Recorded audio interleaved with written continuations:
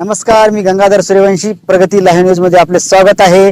नवनवीन ताज्या घडामोडी पाहण्यासाठी प्रगती लाईव्ह न्यूज चॅनलला लाईक करा, शेअर करा आणि सबस्क्राईब करा. नमस्कार मित्रांनो, आज एक अत्यंत महत्त्वपूर्ण माहिती आपल्या सर्वांपुढे ठेवत आहे.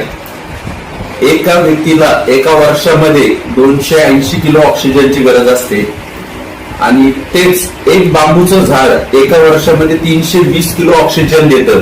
तेवढंच कार्बन कमी पण करण्याचं काम हे एक बांबूचं झाड करत असतं.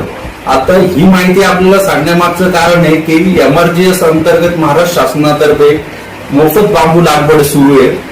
मिनिमम 10 गुंठ्यापासून तर 5 एकर पर्यंत लागवड सुरू आहे.